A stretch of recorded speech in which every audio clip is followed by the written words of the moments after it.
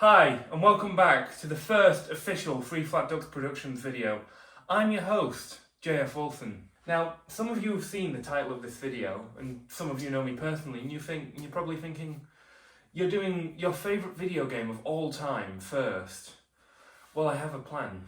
I'm going to do this, and then I'm going to go to uni for 3 years, I'm going to come back, and I'm going to review it, and then we can compare it to see how much I've learned in uni.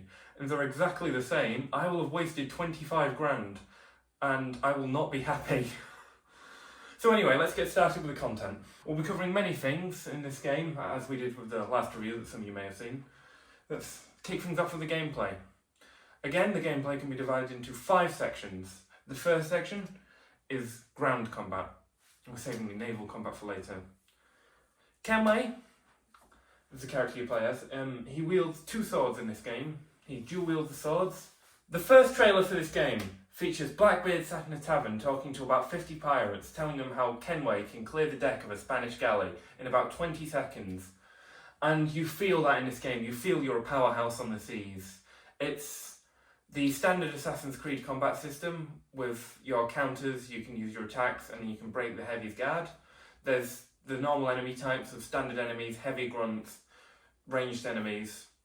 And then on the ships you get like the captains and the admirals as well, which offer slightly more of a challenge because they use heavier weapons and they deal more damage than your normal enemy. There's not really any boss fights in this game, but as per usual in Assassin's Creed you can use environmental factors. An example of this will be the last mission in the observatory, when all the ISU defences are coming out and going against you and there's laser shields and stuff. You can swing your enemies into them. It's quite fun. After combat, we of course have stealth. Stealth is one of the main parts of these early Assassin's Creed games. Be thankful I'm not talking about the later ones because stealth just drops off a cliff. It's an early Assassin's Creed game. You've got crowd blending, you've got stuff to hide in around the map like hay bales and closets and the weird rooftop canopies that you can hide under. You can hire barbarians and prostitutes in this game to distract guards. All sorts of stuff like that, which makes early Assassin's Creed a good stealth game, are all in this game. In the early missions, you learn how to do it. There's a tutorial on in the early missions, you learn how to assassinate people. There's a tutorial with scarecrows that teach you all the different types of assassinations, like air assassinations, round the corner assassinations, jumping out of a hay bale and stabbing your enemy in the back assassinations. Those types of assassinations are always fun. As mentioned in combat, you of course have the sleep darts. You have the sleep darts, which you can use to take out guards to help you get past them. You have the rope guards, which you can use to hang guards, and obviously your targets, so you can get past them. And then you have the raging darts, which make an enemy go mad. I found in a couple missions what I could do is give my target the rage dart and make him go batshit crazy, and then all the other enemies would kill him, and I could just walk away, and none of the Spaniards would know I was there. So that was very useful. But I think that about covers everything for stealth. So let's talk about the pirate part of this game. Let's talk about the sea. You play as Captain Kenway, the captain of the Jackdaw. The Jackdaw was originally a Spanish ship that you stole during the Treasure Fleet incident, but I'll cover that in the main story. When the Jackdaw is fully upgraded, it is a beast. It has nearly an indestructible hull, it can go quite fast, it has a full spread of cannons, it has forward cannons, you can drop firebombs behind it, you have a mortar. To me, the sea is what makes this arguably the best Assassin's Creed game that they've ever made. It's not the lovable protagonist, it's not the lovable setting, it's not the side characters which you can't help but love. It's this. During naval combat, you'll fight numerous types of enemies. You'll fight the smaller ships, like the sloops and the brigs, and you fight the large ships, the man-o'-wars. Man-o'-wars are the large ships, and they're one of the few things that can give the Jackdaw a run for its money. But when you start playing the game, you play it more and more, and by the time you'll finish, you'll know how to fight them easy, and you could easily take on 3 man-o'-wars at once, as I have done numerous times. You've got the heavy shots, which is just pressing RT and spamming cannonballs off the side of your ship. But I'd be remiss to talk about the sea and naval combat without going into the forts and the legendary ships. There are 6 forts in Assassin's Creed Black Flag. These forts range from difficulty between the easiest in the top left corner of the map and the hardest in the bottom right corner of the map. You'll have to take out all 6 of them if you want to see the map fully, and then unlock all the fast travel points. And it's a mix of sea combat and ground combat. So to start with, the Jackdaw will approach the fort, and then you just fire cannons off at it as much as possible. Fire as many cannons as you want and break down these walls as much as you want. And then you'll infiltrate the fort by pulling the jackdaw up to the dock. And then you have an epic fight with at least 200 of whoever's occupying the fort, be it the Spanish or the British. And you'll take them all down, ending with you having to kill at least 4 officers and the fort's admiral. It's fun. It's probably one of the most fun sections of this game, and I recommend doing it as soon as possible. As in, as soon as when the ship's ready. Don't charge in there in the early game because your ship will die even with the easiest forts. After the forts, we have the legendary ships. There are 4 legendary ships on this game, and there's 2 ways of dealing with them. There's the normal way that most players will use, where you just enter a sea battle with them and you fire cannons back and forth until you board, and then you have a fight on deck where there's about 6 challenges that you could do. It's normally kill X amount of crew members, kill the officers, kill the captain, kill the shooters on the crow's nests, and then take down the enemy flag. Stuff like that. It's when you take a ship, this is any ship, not just a legendary ship, so you have 3 options. You can either repair the jackdaw, send it to Kenway's fleet, or lower your wanted level.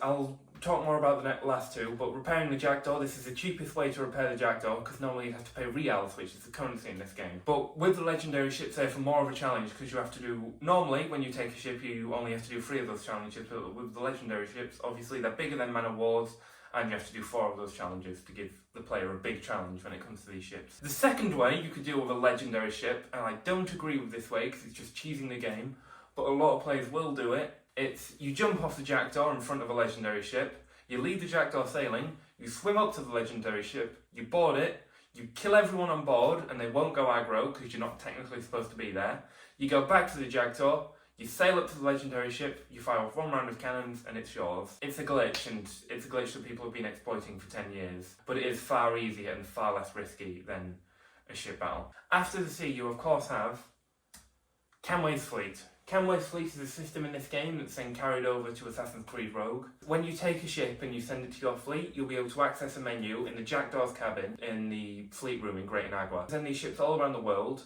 and they bring back loot and reals, and it's the easiest way to make money in this game. You unlock more trade routes by doing more missions, and then yet with every trade route you have to clear out the route by doing ship battles. This is just a 3v3. It's the larger so you have a man of war, and they take a while to load up their cannons, but they can clear out the other 2 ships in less than 3 cannon rounds. It's a fun system and it works. After Kenway's fleet, you have the characters. This is quite a full game when it comes to casts of characters, because it's full of real history and real pirates. But of course, we can't talk about the real pirates without talking about the star of the show, Edward James Kenway, captain of the Jackdaw. He's a down-on-his-luck man who decides to join a crew which ends up in a pirate battle in the West Indies. He's a character who's out for himself at the start, but throughout the plot, as much as he'd hate to admit it, he learns to accept other people. He's one of those types of characters, and it's a cliche, and we all love him for it. His wife left him, and he doesn't talk to his kid till the end of the game. He's a Welshman. He's played by the same guy who plays John Constantine in literally every DC thing ever, and he is the only Assassin's Creed character where the character and the actor are from the same part of the world, which is a fun fact for you. But I don't want to talk about more of Kenway's character without talking about the story, so I'll leave that for later. But of course, up next we have the first quartermaster of the Jackdaw, Adewale, star of the Freedom Cry DLC for this game, probably Assassin's Creed's best DLC. Adewale is a lovable character. He's Edward's moral compass. He always puts the crew first, he always puts the ship first, unlike Edward, who spends most of the game focused on the observatory. You can't help but love him. Him and Edward are a perfect pair for each other. They bounce off each other, especially in the early game, when you meet Ade in the treasure fleet. Up next, we have Bonnet. The first real pirate that Edward speaks to is Stede Bonnet, or the Gentleman Pirate. We meet Stede Bonnet in The Revenge at the end of the early prologue, where he kindly gives us a list to Havana. And he's just this bundle of joy that clearly has no reason to be in the pirates' world, but he's there anyway. And you can't help but wonder what bad thing is going to happen to this character. He dies off screen. Most people don't know this, because they probably just haven't paid as much attention as most of the die-hard Assassin's Creed fans. But in the mission where you break into prison to rescue Mary Read, you can hear 2 guards talking about a fat pirate that was hung in Havana the other day, and it's heavily implied that it was Stede. It's In the late game, after the Revenge is presumably sunk, he teams up with Blackbeard and he starts wearing an eye patch for no reason to make him seem more like a cutthroat pirate, even though he's still wearing the gentleman's attire. He's a fun character in this game and there's not much else to say about him. The most fun and lovable character to the devil's advocate, Blackbeard. We first meet Blackbeard before he's even Blackbeard, while he's still called Edward Thatch. He's just this Bristolian pirate with the classic accent, and you meet him in Nassau in a meeting of him, Charles Vane, Rackham's there for obvious reasons, and then Benjamin Hornigold's there. Throughout the game you can see him progress, you see him grow his beard, you see him add the flints into his hair, which is where you get the rumour that Blackbeard had his hair on fire come from. You see him torture crews for no reason. You even get to pilot the Queen Anne's Revenge, which is his ship. It's a man of, well no, it's not actually a man of war, it's a frigate, but Blackbeard famously stole a man of war, took all the heavy cannons and all the heavy goods off it and just strapped them onto his ship. He basically took a small ship and then raided the US Navy's most powerful ship and took all the guns and put them onto his ship. After Blackbeard, we have another one of history's most famous pirates, Charles Vane of the Ranger. Every time Vane appears in this game, you will recognise him in an instant because of the legendary voice given to him by famed actor Ralph Ineson. It's got this deep, raspy voice and it matches Vane perfectly and it matches his character. You couldn't get a better actor to play Charles Vane if you tried. In this game you meet Vane in the same scene where you meet Thatch. It's in a meeting in a bar in Nassau. Thatch is completely on the side of forming this pirate republic and Vane's like, it's not going to work. But he still sticks around anyway to watch it unfold. You do some missions with Charles Vane, but you get his most character development in the Marooned missions at the end of Sequence 8, where you and Charles Vane are marooned on an island by fucking Jack Rackham. You can understand a bit more about his past while he's monologuing about being abandoned by his parents and being forced to work on ships from a young age, learning to be the fearsome pirate that he is. And then he's heavily implied that he's executed in the same mission I mentioned earlier with Stede Bonnet, after when you're rescuing Mary Read. It's because the British found him on the island and they put him in prison. You can hear him singing Down Among the Dead Men over and over again, and he does it perfectly.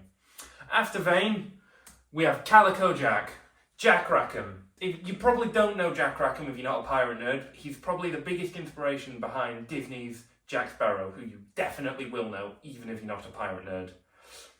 Jack Rackham. He's got blonde highlights in this game. He's dressed up way too much for a pirate in the 1710s.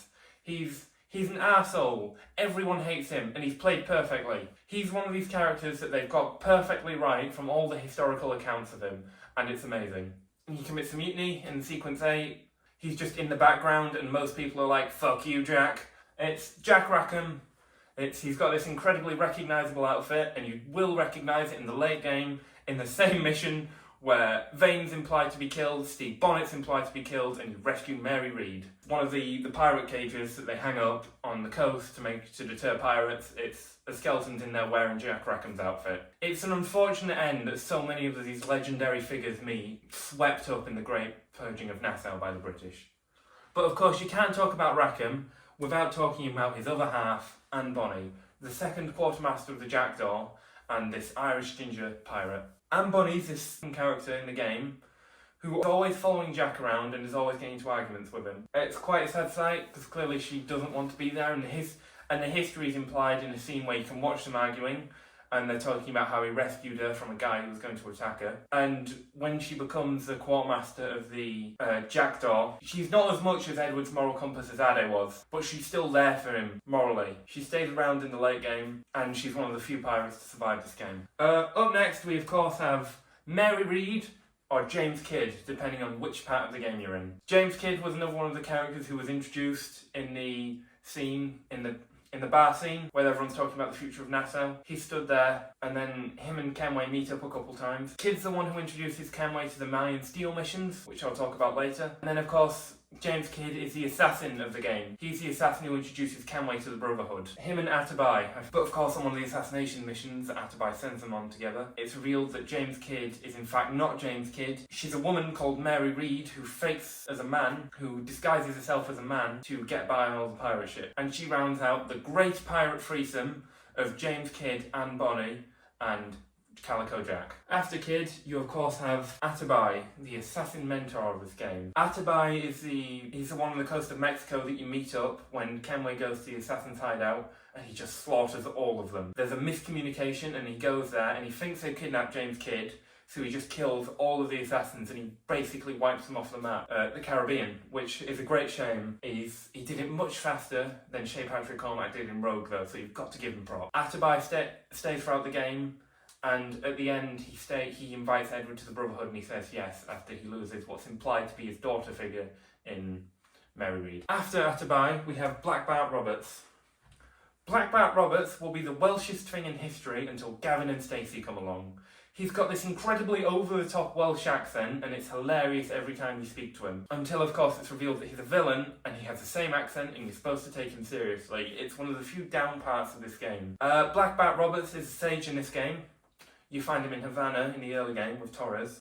You take him prisoner, and then he breaks out, and then he disappears for most of the game until he makes his grand return as Black Bart Roberts. He's the thing you need to unlock the observatory. So when you go to him in the observatory and he betrays you, and you chase him to Africa. In Africa, him and Kenway have a heart-to-heart, and he reveals that it's best for everyone if he dies and the sage dies with him. Until, of course, the modern day, when the sage returns, still looking for Juno, and he takes over the Abstergo headquarters until the player character kills him. After Black Bart Roberts, you have the Grandmaster Templar of this game, Torres. You meet him early, and he sort of stays with you till the final mission, where it's chasing him into the observatory and killing him before he can unleash the full power. Out of all the Grandmaster Templars that you fight in the Assassin's Creed games, he's probably one of the more memorable. He's nothing compared to the Borgias from Assassin's Creed, the Ezio trilogy. He's an elderly man with an over-the-top Spanish accent, He's an elderly man with an over-the-top Spanish accent, with like most of the Templars in this game. There's not much else to say about him until we talk about the main story,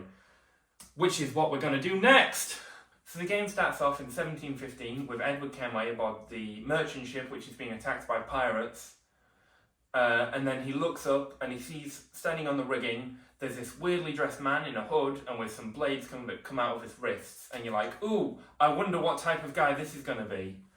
And thankfully, you're the only two people to survive this fight, so you wash up on a beach together, and then Kenway starts chasing him. You're introduced to the free running system in this game. It's a good free running system game. It's the same free running system they've had since Assassin's Creed 2. You've got parkour. It feels like an Assassin's Creed game, even in the early parts, which is good. You chase down the assassin, and you find out his name's Duncan Walpole, and he's going to Havana to get a load of money, join an organisation known as the Templars. You find out he's going to Havana to join a secret organisation known as the Templars, meet up with Governor Woodes Rogers, the Governor of Havana, Torres, and Julian Ducasse. So naturally, once you've killed him, you walk down onto the beach and you meet Stede Bonnet. And Stede Bonnet's like, hi Ed. And you go off together into the sunset and you arrive at Havana. And then you go to a mansion where all the guards are talking about this mysterious Duncan Walpole figure who they've never seen before, and no one's seen him before.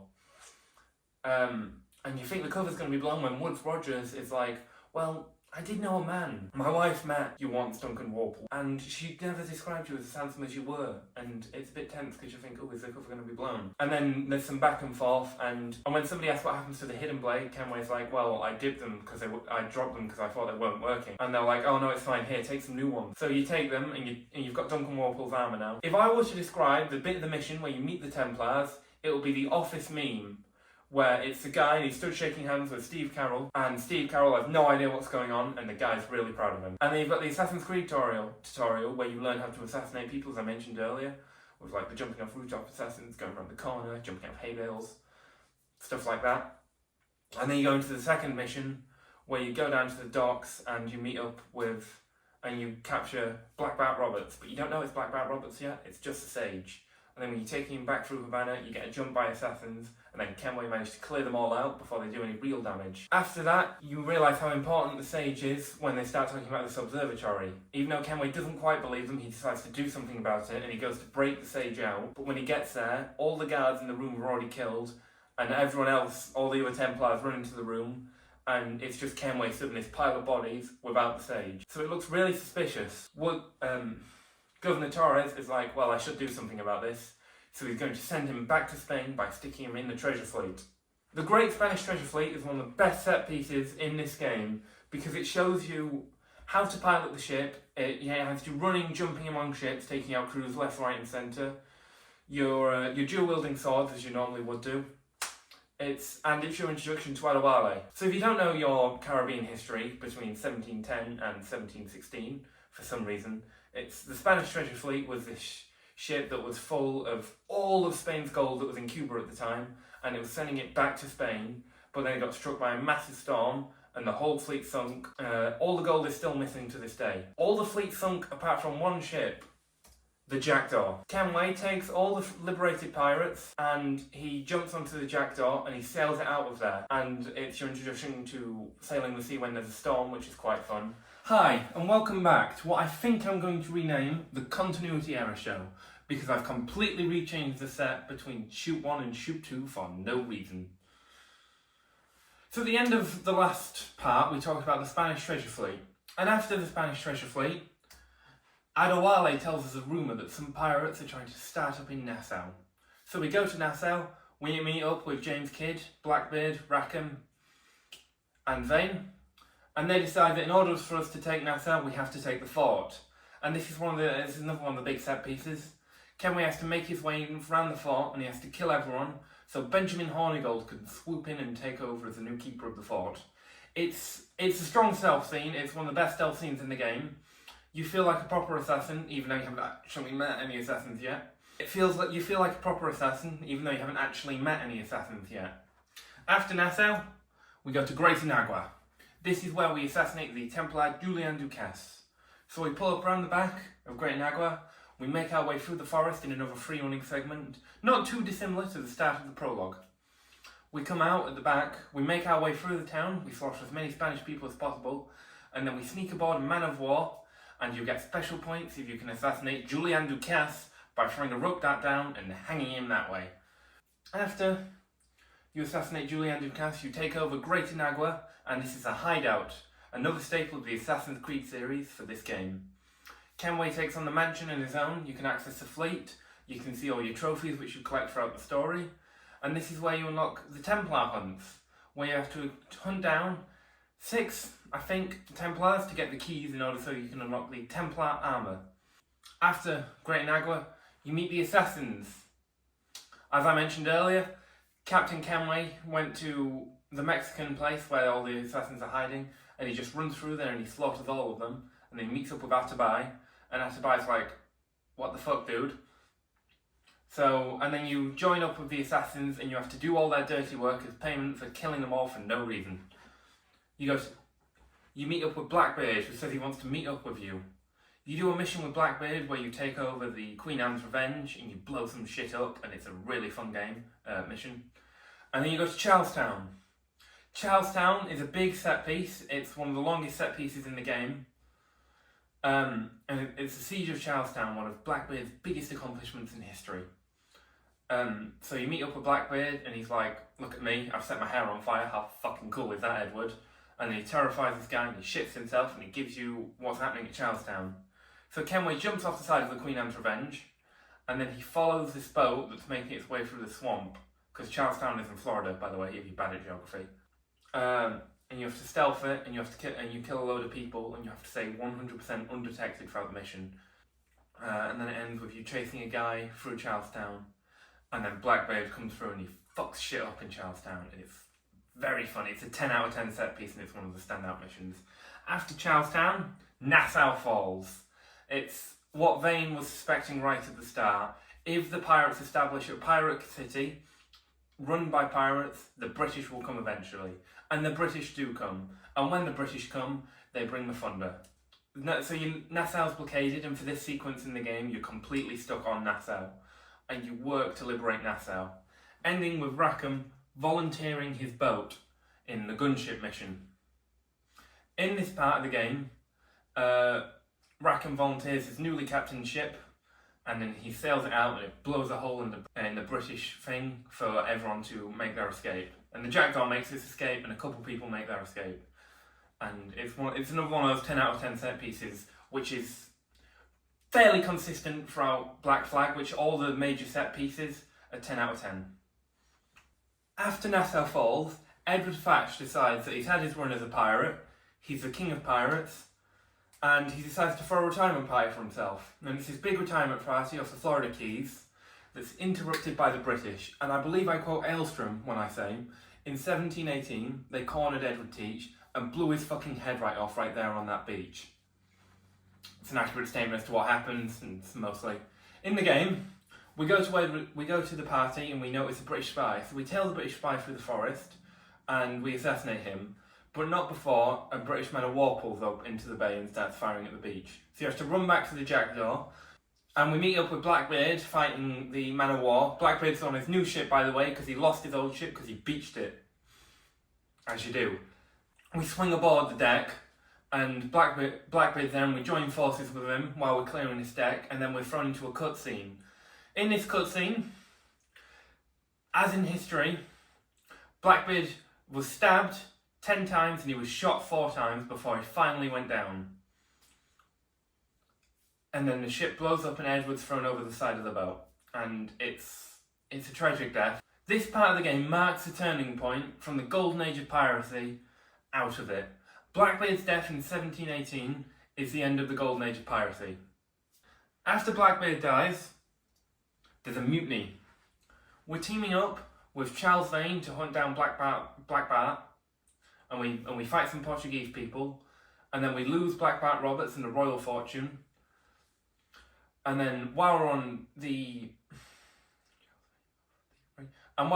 board the Ranger with Vane, the crew turn their weapons on him, and Rackham decides it's time for a new captain, and they throw Kenway and Vane off on an island in the middle of nowhere. In this island, you have to run through the forest because Vane goes mad after about a month. Because it's, as you do, he's from Bristol, can you blame him? And we leave Vane stranded there. After we leave Vane stranded, we go to the observatory with Roberts, we meet up with him, we go to the observatory, and then Robert betrays us and leaves us for dead. Black Bart leaves us for dead, and he gives us to the British, who puts us in prison in Kingston, Jamaica. While we're there, we're thrown in prison with, while we're there, the governor of Jamaica takes us to a public court, where we're witness to James Kidd, now outed publicly as Mary Read, and Anne Bonny, who try and escape death by announcing they're pregnant. After this, a couple of months pass after they've had their kids, and we break out of prison and then we go to break them out. We're treated to the reveal that Rackham's dead, as mentioned earlier, Steve Bonnet's been hung, as mentioned earlier, and Vane's in prison about to be hung. It's a tragic part of the game, as this really solidifies that the golden age of piracy has ended if Blackbeard's brutal death wasn't solidification enough. So we break Mary Read out of prison, but before we can escape, she gets too weak and she dies, presumably from sepsis after giving birth in prison. So we carry her body out and we give it to the assassins, and then we agree to join the assassins. After we join the assassins, we go to Africa. In Africa, we catch up with the Royal Fortune and Black Bart Roberts. We kill Black Bart Roberts after he reveals that he's too dangerous to be alive, as mentioned earlier, and that we should always look out for the Welshman, or something like that. After that,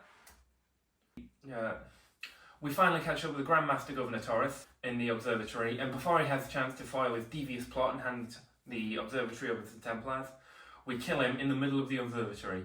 Atabai is waiting outside, and he decides to close off the observatory forever so it can never be found, and destroy it, so no one can ever use its powers for evil.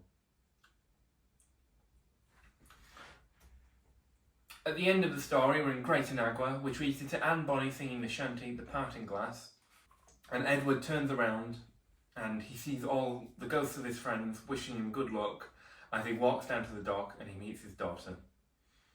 This is him and his wife's original daughter, and he decides to go back to London and leave his life of piracy behind.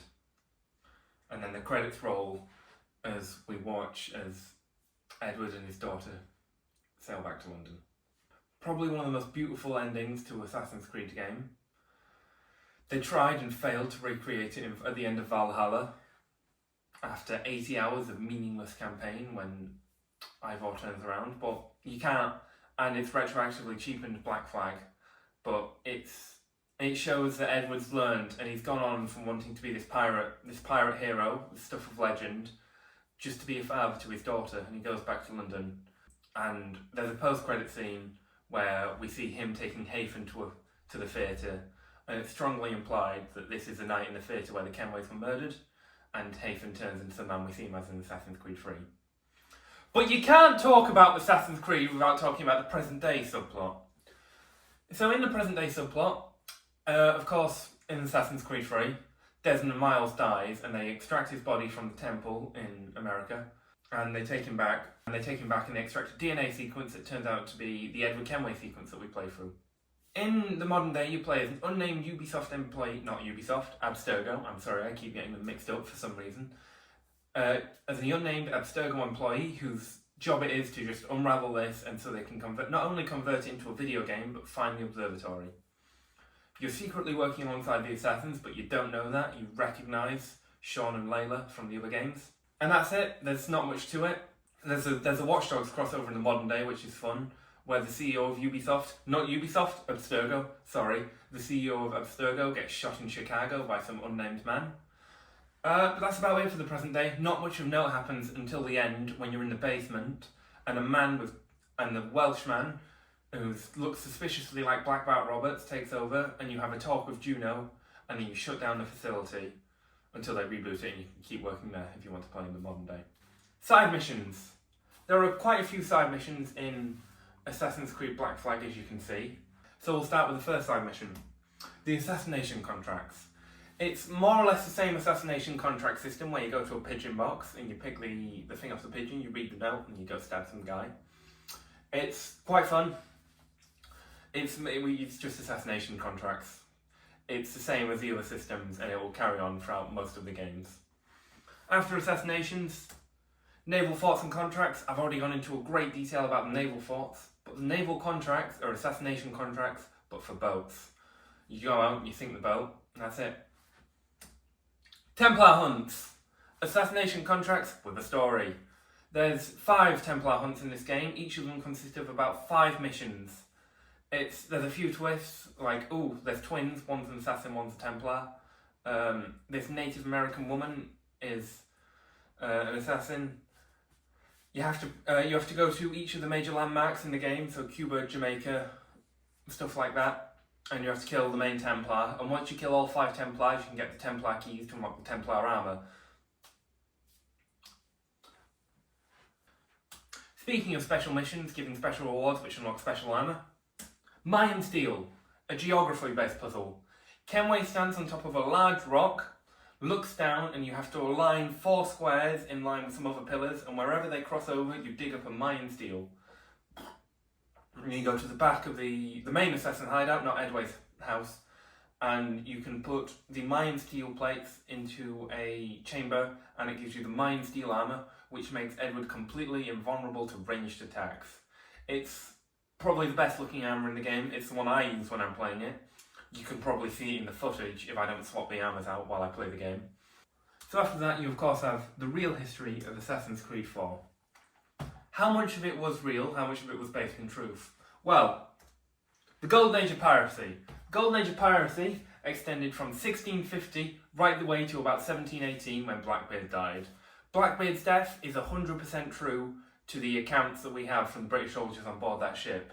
The only thing that's different is in the real history, apparently he went up against a Scottish soldier wielding a kilt and a large broadsword, and he managed to go toe-to-toe with Blackbeard in a sword fight. The Great Pirate Threesome of James Kidd, Calico Jack and Anne Bonny, they were all real. Jack Rackham died in Havana and he was executed. Anne Bonny is missing, presumed dead, after 1718, no one heard from her. And then that's, by all accounts, that's how James Kidd died. There's not much known about him. The only difference is some light costume changes that were made to Mary Read and Anne Bonny to make this game not a Peggy 18 rating. It's look into the real history if you want to find out. I'm not going into it here because I'd quite like to be monetised one day. Charles Vane. Yes, there was a mutiny. Yes, Charles Vane was stranded, and yes, he was executed. Black Bart Roberts. Black Bart Roberts is known to be the last holdout of the Golden Age of Piracy, the last great pirate, if you will. Reportedly also, his ship the Royal Fortune was a good name because he was, by all accounts, the pirate who took the most bounties in all of history. The Observatory, the last bit of real history I'm going to cover. This, built by the Precursor race, or the Isu if you will, so they can monitor each other from great distances and hid it on an island in what would one day be called the Caribbean. The Observatory is not real, neither are the Precursors. It's a fun fact for you. Did I enjoy this game? As I mentioned at the top of the video, this is without a doubt my favourite video game, not even Assassin's Creed game. This is my favourite video game I've ever played. I've replayed the story numerous times. I have more fun each time because I learn more and more about the world and the characters and the plot, and I get better each time I play it as well, which is a good thing. It's in the Video Game Hall of Fame for me. What rating would I give it out of 10? I would give it a solid 0 out of 10. Thank you.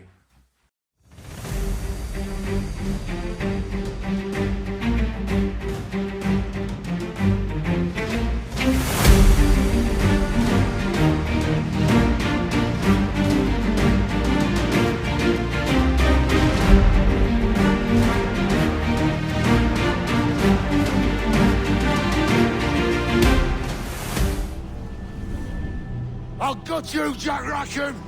I'll open you up, I'll tear out your organs, and string a bloody loop with them! Stop your goddamn howling, Vane! There's no bloody use! Well, the fearsome Edward Kenway speaks, eh? Pray tell us, Captain, how to quit this predicament. And tell us what genius you have for sailing a boat with no sails and no rudder. Shut your gob!